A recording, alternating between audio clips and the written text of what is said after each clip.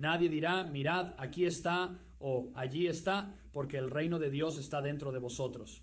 Lucas 17:21, traducción Good News. Imagina que te ves a ti mismo a través de un espejo cuántico, donde cada partícula de tu ser refleja la perfección de la gloria de Dios. Este es el momento en el que finalmente aprecias que Dios realmente te creó a su imagen y semejanza.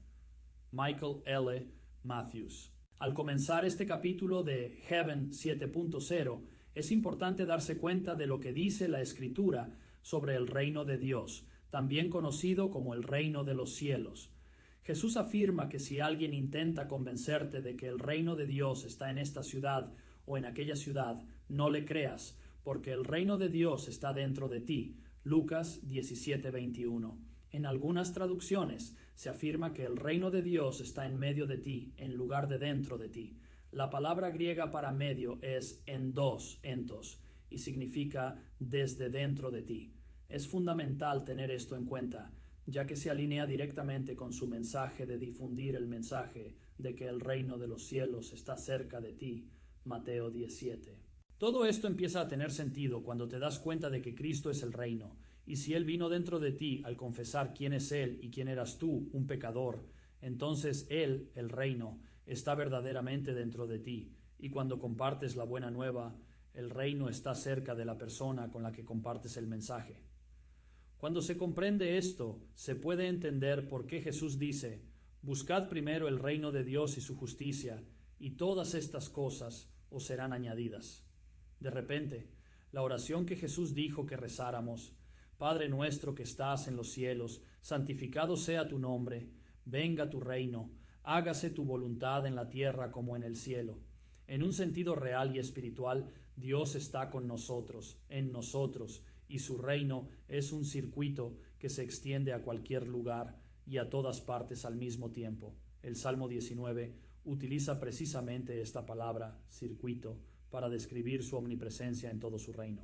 En otras palabras, Dios realmente puede ser el Altísimo y Sublime que habita en las alturas y dentro de las personas que tienen un espíritu contrito y quebrantado. Al mismo tiempo, las Escrituras son precisas cuando afirman que nosotros, como personas, estamos sentados con Él en los lugares celestiales, Efesios 2:6, que tenemos la mente de Cristo, 1 Corintios 2:16, y que podemos entrar con confianza en el trono de Cristo cuando tenemos una necesidad, Hebreos 4:16, la reflexión digital, nuestra vida como una historia transmitida.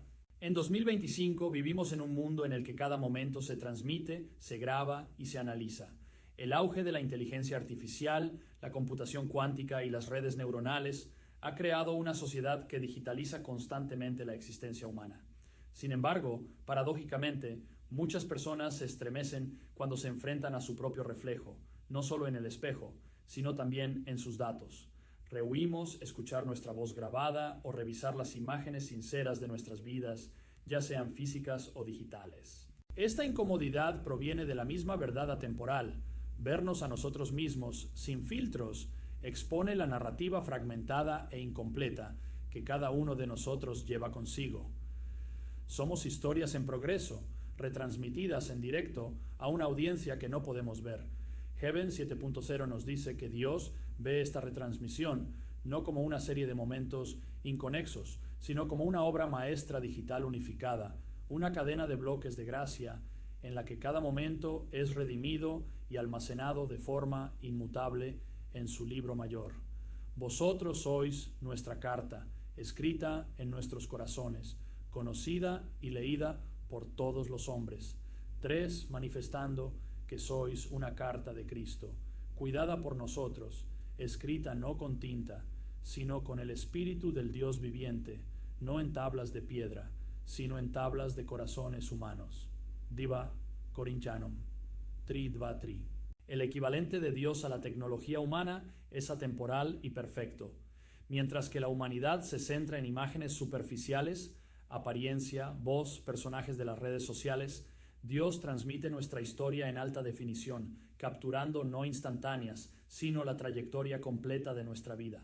Nuestros datos subidos se convierten en un testimonio de gracia, unidos como parte de su gran narrativa. Contar tu historia permite que Dios cuente su historia a través de ti. En 2010, mi padre me llamó y me dijo que quería donar dinero a una causa sin ánimo de lucro, como un misionero o una misión que ayudara a personas necesitadas. En este caso concreto, le propuse que considerara la posibilidad de destinar parte de su donación a escribir un testimonio de vida que reflejara la belleza de Dios a través de una parte de su vida. Después de unas semanas de considerar mi propuesta, me dijo que quería contar la historia de su vida y me pidió que le ayudara. Me alegré de poder ayudarle, ya que es una de las cosas que más me gusta hacer en la vida. Considero que desempeño una función más importante que una cámara o una videocámara, ya que me encanta ayudar a las personas a capturar un momento de su vida y contar una historia reflexiva que ayude a otras personas. En pocos días, mi padre redujo su historia a el día que salvé a mi padre y el día que mi padre me salvó a mí. En pocas semanas publicó el artículo en el periódico de la ciudad donde pasó su adolescencia en la década de 1950. En la historia de su vida pidió a la gente que comprendiera lo que había sucedido durante los últimos 60 años de su vida para crear una nueva reflexión sobre quién era él cuando era joven y llevaba una vida destrozada.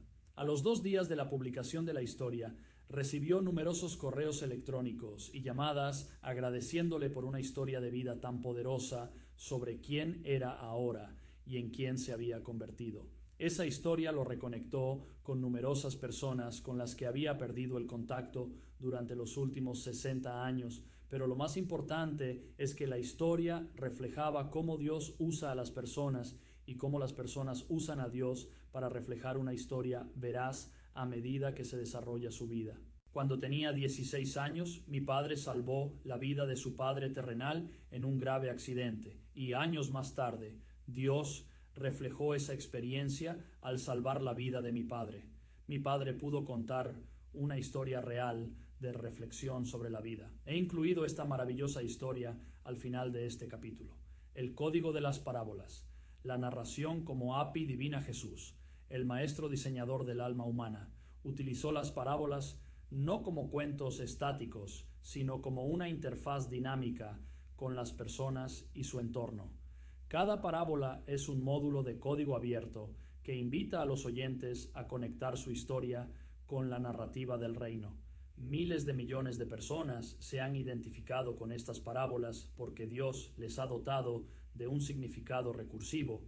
Cada interacción genera una nueva reflexión, al igual que los sistemas de inteligencia artificial se reentrenan con nuevas entradas de datos. En un mundo de historias de vida fragmentadas, divorcios, traiciones, crisis financieras, nuestras interfaces personales se rompen. Pero en el reino de los cielos, Cristo ofrece una restauración completa del sistema. Su infraestructura narrativa permite que nuestras historias rotas se fusionen de nuevo con su código fuente. Cada testimonio interconecta otro nodo en la red de Dios, contribuyendo al circuito definitivo del cielo en la tierra. Eres inmutable a imagen de Dios. Génesis 1:26. No es un código obsoleto. Hagamos al hombre a nuestra imagen. Sigue siendo la identidad fundamental de la humanidad.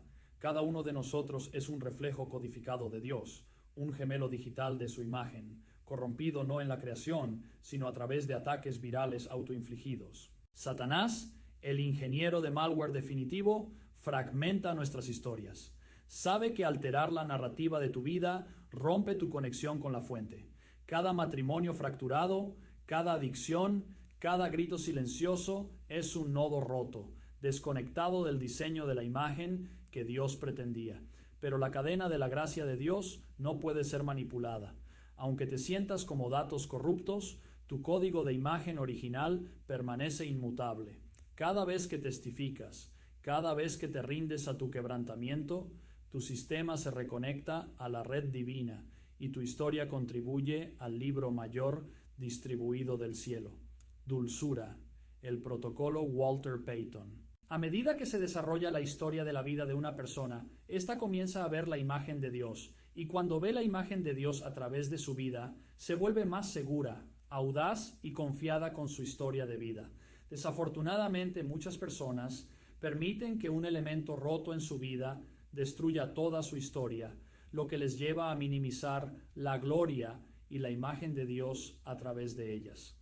Mi consejo para las personas ha sido y siempre será que dejen de permitir que las circunstancias gobiernen su vida. Si estamos llamados a gobernar y reinar con Cristo, entonces debemos practicar el gobernar y reinar sobre las circunstancias, las emociones y las decepciones. Cada vez que permitimos que estas cosas nos gobiernen, el enemigo está en camino de fragmentar nuestra historia que estaba destinada a ser contada.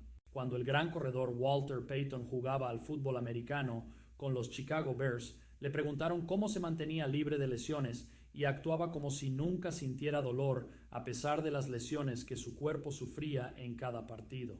Él respondió: nunca le doy a la defensa la creencia o la satisfacción de que uno de sus placajes me ha hecho daño, porque tan pronto como lo haga, verán una debilidad que explotarán y en poco tiempo estaré lesionado. En esencia, su secreto era no dejar que el enemigo supiera el dolor que estaba sufriendo. De esta manera, pudo ilustrar una historia de vida llena de grandeza en el campo de fútbol americano. Por esta misma razón, el apodo de Walter Payton en el campo de fútbol americano pasó a ser Sweetness, dulzura. Jugaba, corría y se movía como si estuviera al mando de todo el campo, a pesar de que todo el equipo defensivo estaba decidido a hacerle daño. Cada uno de nosotros debe darse cuenta de que Dios nos diseñó para que la dulzura de su imagen se manifestara en nosotros y a través de nosotros, aunque sintamos y percibamos que hay muchas cosas que se nos oponen. Esta imagen debe vivirse y contarse como un testimonio de la grandeza de Dios. Este estilo de vida pone a Satanás en su lugar, al tiempo que eleva a Dios a la posición que le corresponde, que es ser un hermoso reflejo en nosotros y a través de nosotros, transmitiendo su historia. Cuando la canción de tu vida se convierte en su historia, cuando la historia de tu vida refleja la narrativa del Maestro, pasas de ser un usuario egocéntrico a ser un colaborador en armonía con el reino de los cielos. El reino dentro de ti replantea tu vida, no como momentos aislados, sino como un flujo continuo de datos transmitidos en directo que contribuyen a la nube divina. El algoritmo de Dios no aprende nada nuevo. Él te conoce por completo, pero tu testimonio actualiza tu red personal, enriqueciendo otros componentes dañados con pruebas de esperanza. Romanos 10, 9 a 10 es tu protocolo de acceso. Al confesar a Cristo, le concedes al Espíritu de Dios acceso a tu vida. Esto permite la sincronización automática con tu imagen original de su diseño, impulsando actualizaciones de gracia, restaurando tus archivos corruptos y permitiendo que tu historia se transmita en tiempo real como un testimonio de su gloria. Adoración digital, nuestra canción de vida como una carga continua. A diferencia de los himnos estáticos, la canción de tu vida es una transmisión digital continua. Y si cada creyente fuera un nodo en el circuito eterno del cielo, cada vida un paquete de adoración viva que se transmite a través del reino de Dios. Mientras que las generaciones pasadas abrazaban historias de desesperación como Humpty Dumpty, cuentos de fragmentación irreparable, el cielo te llama a replantearte las cosas. Tu quebrantamiento no es definitivo. En términos de codificación divina, no eres un despliegue fallido. Estás en continua integración del plan maestro de Dios y deseas que nadie perezca. El sacrificio de Cristo tiene como objetivo proporcionar armonía y su obra maestra dentro de ti. Cada testimonio no contado es un paquete de datos perdido, un potencial perdido dentro del reino. Pero la arquitectura de Dios anticipa tales pérdidas. Su protocolo de redundancia recupera cada corazón arrepentido, reintegrando las almas perdidas en la narrativa eterna. Un testimonio de reflexión, prueba viviente. Al principio de este capítulo, compartí la historia de mi padre, contando una maravillosa historia de su vida, que le permitió a él y a Dios reflexionar sobre el poder de la vida. La historia es una prueba de lo que dice la Biblia, y este capítulo refleja una historia de Cristo en ti. Un antiguo amigo de la infancia de mi padre, que leyó la historia, localizó a mi padre y le dijo que la historia de su vida era la mejor forma del evangelio que había leído jamás. Tuve la suerte de conocer a este hombre unos meses más tarde y me dijo que imprime esta historia y se la da a todas las personas que conoce y que necesitan escuchar una historia sobre el poder reflexivo de Dios. La historia reflexiva se titula El día que salvé a mi padre y el día que mi padre me salvó a mí. El día que salvé a mi padre y el día que mi padre me salvó a mí. Por Norman Matthews. Hola, me llamo Norman Matthews y soy de Eau Claire, Wisconsin. De joven me crié en la zona de Daggett, Michigan. Mis padres eran Dale y Doris Matthews. Más tarde, entre 1963 y 1969, volví a la zona como un alcohólico en apuros. Como mucha gente de la zona en la década de 1950, trabajábamos en el bosque, talando y arrastrando álamos para venderlos. Cuando tenía 14 años, viví una de las experiencias más extrañas de mi vida. No sabía que más adelante me volvería a ocurrir una experiencia sobrenatural similar, aunque de otra forma. Déjenme contarles la primera experiencia. Tenía 14 años y trabajaba con mi padre, Dale Matthews, en el bosque. Mi padre estaba arrastrando madera y el carro se enganchó en un tocón, lo que provocó que el tractor volcara. Cuando mi padre cayó de cabeza contra un árbol, se abrió la cabeza y la sangre brotó a borbotones. De inmediato, mis sentidos y mi entorno se convirtieron en una combinación de experiencia a cámara lenta y cámara rápida. Por un lado, todo parecía ir a cámara lenta y podía sentir todo lo que me rodeaba de una manera que nunca antes había experimentado. Por otro lado, todo parecía ir a cámara rápida, donde el tiempo se aceleraba de una manera increíble. Lo que sucedió en esos pocos segundos sería una experiencia que nunca olvidaré. Inmediatamente cogí a mi padre en brazos y corrí colina abajo y a través del pantano, medio kilómetro hasta nuestra casa, todo ello en lo que pareció menos de un segundo. Fue esa experiencia a cámara lenta y a cámara rápida lo que hizo que todo pareciera como si solo hubiera pasado un segundo entre el incidente y la carrera de 800 metros hasta casa. Cuando llegué a casa, mi madre y yo lo llevamos al consultorio del Dr. Heidenreich, donde le cosieron la cabeza. El Dr. Heidenreich afirmó que si no lo hubiéramos llevado allí tan rápido, se habría desangrado hasta morir. En esta experiencia estaba claro que mi acción había salvado la vida de mi padre, pero yo no entendía lo que había sucedido. Le describí la experiencia al Dr. Heidenreich y él afirmó que había sido una descarga de adrenalina lo que había permitido que ocurriera. Durante años había olvidado la sensación que experimenté ese día. Sin embargo, el año pasado escuché a alguien describir una experiencia llamada aceleración. Una experiencia de quickening es cuando la presencia del Espíritu Santo aviva a una persona y su entorno, y de repente la conciencia del tiempo se siente como si no existiera, o como si la cámara lenta y la cámara rápida ocurrieran al mismo tiempo. Este tipo de experiencia también ocurrió cuando Jesucristo murió en la cruz. Si miras en Mateo 27:45 a 56, verás que cuando Jesús murió, todo el entorno cambió. La Biblia afirma que se hizo de noche durante 3 horas. Hubo un terremoto y algunos muertos se levantaron de sus tumbas y entraron en Jerusalén. En una fracción de segundo, las cosas se aceleraron, se ralentizaron e incluso se invirtieron, hasta tal punto que las personas que estaban muertas volvieron a la vida. Esto no es difícil de comprender si se tiene en cuenta que Jesús estaba siendo vivificado de esta vida terrenal a su hogar eterno. Durante ese momento de resurrección, todo el cielo y la tierra se estremecieron. Romanos 8:11 nos dice que esta experiencia de resurrección le sucede a las personas cuando dice: «Pero si el espíritu de aquel que resucitó a Jesús de entre los muertos mora en vosotros, el que resucitó a Cristo de entre los muertos también dará vida a vuestros cuerpos mortales por su espíritu que mora en vosotros, Esta conciencia del poder del Espíritu Santo me lleva a mi segunda experiencia sobrenatural, que es una experiencia más continua y progresiva que ha tenido lugar a lo largo de un periodo de 30 años. A través del amor de Cristo he sido salvado eternamente, sanado de un cáncer de colon, liberado a través de una cirugía de triple bypass y salvado en numerosas otras ocasiones. Durante 25 años fui un alcohólico sin esperanza y una persona muy enfadada, como muchas otras personas de la zona de Wisconsin y la península superior.